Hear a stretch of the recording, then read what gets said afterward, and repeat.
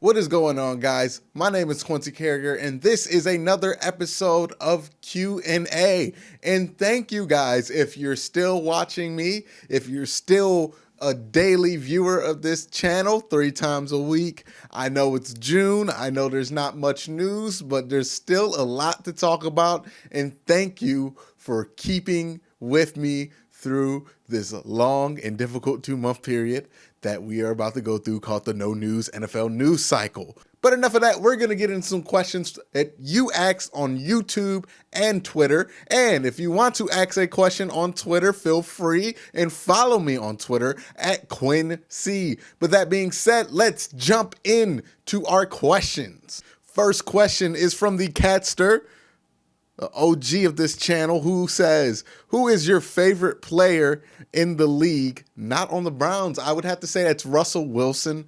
Russell Wilson is one of my favorite players to watch. I love how he plays the game. I love his mobileness. I love how quick he is. I really do enjoy watching Russell Wilson play.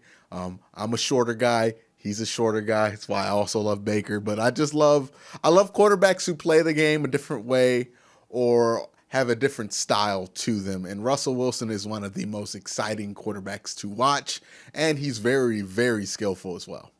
The next question is also from YouTube, from Kyler Harrington, who says, what playoff team from both the AFC and NFC do you think has the highest chance of not making the playoffs this year? AFC, I'm going to say the Houston Texans, because I just think, in my mind, I think they're going to take a little bit of a step back. A lot is dependent on that offensive line being better and Deshaun Watson taking an extra step in order for that team to be able to really contend and fight against a team like Cleveland or a team like Baltimore that's going to be trying to make that playoff spot. In the NFC, I think I'm going to have to go with, my gut's telling me the Philadelphia Eagles. Now, logically, it doesn't make a lot of sense. Carson Wentz is going to be healthy. It seems like it could be a breakout year for the Eagles, but I don't think Carson Wentz is going to be able to stay healthy. Going back to his last year at North Dakota State, he wasn't able to stay healthy. Even before that year, I remember when I was at Youngstown State, he had issues staying healthy. He's just had injury issues his whole career, and it makes me wonder if his body is built to carry a frame as big as him. And you don't know, Carson Wentz is a huge man. He's 235, and it just looks like his body's breaking down at that weight and how he plays. So maybe Carson Wentz needs to change up how he plays and how his body is just shaped altogether. But yeah, I think the Philadelphia Eagles, without the Nick Foles backup insurance plan, they could fall out the playoffs very easily. Next question is from Terry Lair, who says, love your vids, keep them coming. And my question is, do you think it would be a good plan to have Duke transition to a full-time wide receiver slot, especially after week 8? I personally do. Dog check, all caps. Yeah, so you know you meant it. But Terry, I don't think it would be a good idea for Duke Johnson to transition into a slot role for especially this Cleveland Browns team. Because if there's one place, now again, I'm saying this thinking that there's not going to be injuries and not predicting any injuries, but if there's one position at wide receiver where the Browns do have a kind of abundance of players they can throw out there, it's definitely slot receiver. I mean, you have Jarvis Landry, who's arguably like one of the best wide receivers in that position in the NFL, already holding that down. And then if you need to move Jarvis to the wide, you need to move Jarvis wide, or you need to, make him go out to the edge, you can just throw Rashard Higgins in there, who's also a very, very good slot receiver, and he's one of Baker Mayfield's favorite targets. So to me, I just don't see it. I don't see where Duke will get any snaps. And Duke is a great route runner for a running back. He could be easily exposed if he's lining up against a cornerback every play, or if teams know he's going to be running a route, whenever he's on the field, because he's a wide receiver. So I don't think that will work out for Duke. I don't think that will work out for the Browns either. And the next question from Kyle Liu relates to that. Do you think that Duke Johnson should be traded? Absolutely.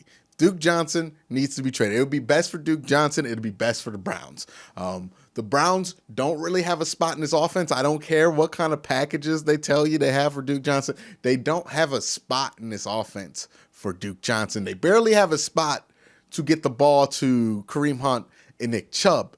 Do you really think there's going to be a spot for Duke Johnson? They're worried about getting guys like Rashard Higgins touches through the air. They're worried about guys like Jarvis Landry getting touches, and they're worried about getting touches to OBJ and then David Njoku and then Demetrius Harris. There's no way they can really focus on getting Duke the amount of touches that he wants and the amount of carries that he wants. So he's going to be unhappy here. And the role he plays, you can get somebody who makes less money, who is less important to keep than Duke Johnson, and have them fill that role. So Duke Johnson can easily go. And I think the Browns should do it because not only could you trade him, get a 6th-round pick, but I think that what's more valuable than a 6th-round pick is the $2 to $3 million they can save in cap space by trading Duke Johnson, which might allow them to get extra depth at linebacker or, maybe another defensive lineman who's low cost but high enough to make a difference. So yeah, Duke Johnson should go. Next question is from Michael Yancey, who says, from North Carolina going to the home opener this year, any recommendations on hotels, and are you going to have a meet and greet with your fans? I have no recommendations on hotels because I have lived in Cleveland. I'm born in Cleveland. My family is in Cleveland. So I have literally never stayed in a hotel in Cleveland. So I would not know how to help you there. And I also don't know your price range.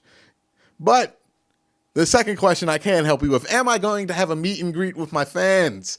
I really want to for opening. I want to have a meet and greet with the fans on opening week, on that opening game for the Browns.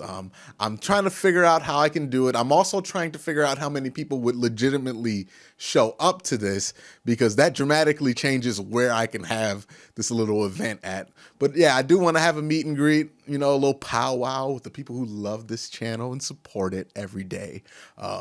I really do. I'm looking into how I can make that happen, and I will be at the Browns home opener. I am like 99% sure that I will be at the Browns home opener and a lot of the home games. So I'm going to work a meet and greet in there sometime, somewhere near Cleveland Browns Stadium on a football Sunday. I promise you, I don't know if it's opening weekend. I want it to be opening weekend, but I'm making no guarantees right now because it's June and I'm still trying to figure things out. But please let me know in the comment section if you would be interested in a meetup, so I can kind of get a handle on how many people would show up if I did one. Next question is from RJ, the Nutella guy, another OG in this series. Carson Wentz just got a 4-year extension from the Eagles. Do you think the Browns will try to extend Baker earlier, like what the Eagles did with Wentz, to lock him in as a franchise guy? Well, I think the Eagles were able to lock Wentz in early because of the circumstances that surround Carson Wentz, that he's been injured the last 2 years, that he has been injury prone, like I mentioned in the past. So this allowed Carson Wentz to be in a situation where if someone's going to offer him an extra 4 years of security, he would be more willing to take it because he doesn't know how this knee is going to come back. I'm sure he's confident that he's going to come back really good and be in MVP shape. But if you're going to offer him guaranteed money right now, which he got a ton of it, $107 million guaranteed. By the way, more than Kirk Cousins got in his all guaranteed contract for 3 years.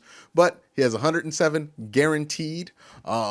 So I think that was a win-win for both sides. The Eagles get a deal that if Carson Wentz comes back and he is Carson Wentz, they'll be able to have him slightly under market value. And Carson Wentz gets a long-term deal in the security of not having to worry about tearing his leg and that messing up his money within the next 2 years, because he signed a longer deal with more guaranteed money. So I think it's a win-win on both sides. Do I think it can happen with Baker Mayfield? I think he got no chance in that happening with Baker Mayfield unless he gets injured a lot, which please no. But unless he, has some kind of injury history, I don't see him going for that. Baker Mayfield is a dude, especially with this offense, with these wide receivers.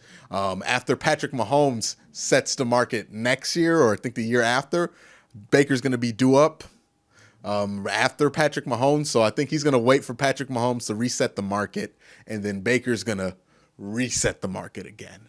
Next question is from the Vault Dweller, another OG, who says, what do you think of Shee's story on how he got to the Browns? I think this is the dude who just like showed up and said he had a tryout. Hey, if you watch my last video on pretty much those backup quarterbacks who finesse millions of dollars out of very little starts in their NFL career, you know that I have nothing but respect for somebody who can finesse absolutely nothing. When he played like JUCO football into a tryout with the Browns to like he's gonna be on the training camp roster if he makes it through the month. So I got nothing for respect for that young gentleman who lied and said he knew Alonzo Highsmith and did the extra finesse thing of running up to Alonzo Highsmith and giving him dap. So make people like thought the story checked out. And then once he got that opportunity, he worked his way into making the Cleveland Browns, and hopefully he's going to have a chance to prove himself during training camp and the preseason. So that's respect. Sometimes when you ain't getting the interview, when you ain't getting the phone calls for a job, you just got to show up at McDonald's and say the manager said you got an interview at 2:30 and hope things work out. And that's what my man did. And I am happy for him and I will root for him. Next questions are from Twitter. Again, if you want to ask me questions on Twitter, a lot less people ask on Twitter, so it's more possible that your question is going to be seen by me and put on the show. So follow me on Twitter at Quen, KWEN_C, for your chance to be on the show. And to make me look like super cool on Twitter. Who doesn't want to do that? But the next question is from Get Awesome Gaming, who says, what's your opinion on Baker's self-inflicted comments pertaining to Duke Johnson? Me personally, didn't love it, but I get it. I get where Duke's coming from, and I get where Baker's coming from. And I just have to stress this.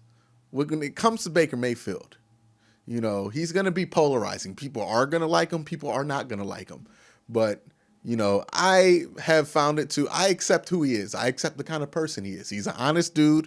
He's not going to sugarcoat nothing. And that comes with its positives and its negatives. When it comes to this situation, sure, would it have been a little bit smarter not to say anything? Yeah, but look, Baker Mayfield's 23, 24 years old. He is who he is. He's been very successful being who he is, and he'll continue to do that until he sees reason to change. But for right now, I think Baker's just being himself. And I think,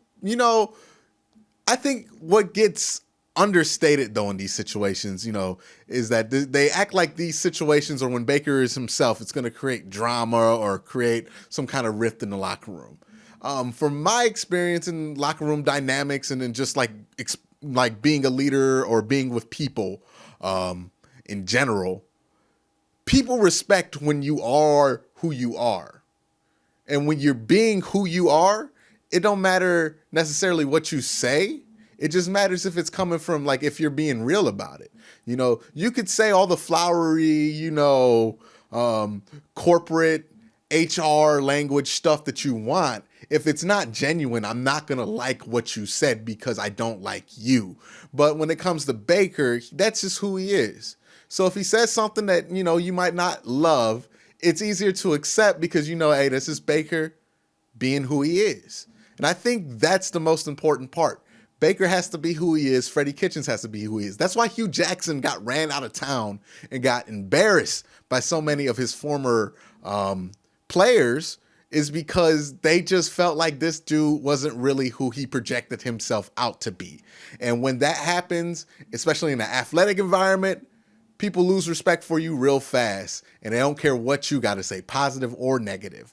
But if they have respect for who you are, they think that you're real and that you're true to yourself, especially my age group.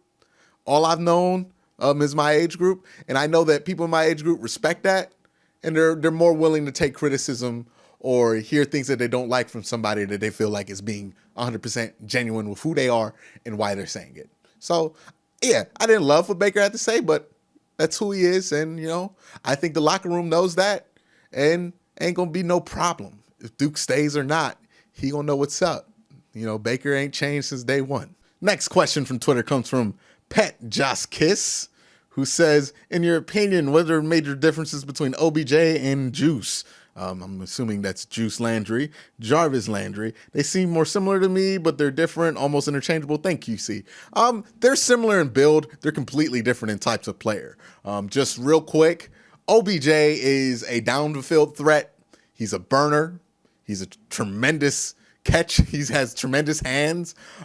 He's the whole package. You know, he runs the 4-3. He can get downfield. He can beat you in a variety of ways. He's just a better athlete.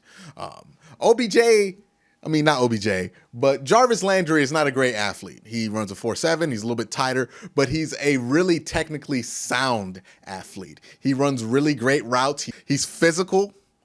He's willing to bump and block, and he's just more gritty. So, you know, when you think of the two wide receivers, if you think of OBJ as the Flash and Juice Landry as the Thunder, is really how it is. Because one will punch you in the chest, the other one will finesse you and score a touchdown over your head. And that's the main difference between the two, even though they're similarly built. All right, guys, that's going to be all the questions today for this Q&A. But thank you for watching. Please don't forget to hit that like button, hit that subscribe button, and let me know in the comment section down below who your breakout player is going to be for this year. The player who nobody's talking about, who you think is going to make noise this year in the NFL. But again, guys, thank you for watching. Don't forget to hit that subscribe button and ding the notification bell. Yeah, don't forget to do that. And if you have a buck or two to spare, please consider joining the Patreon, where you can have your name added to this fun little ticker that I have at the bottom of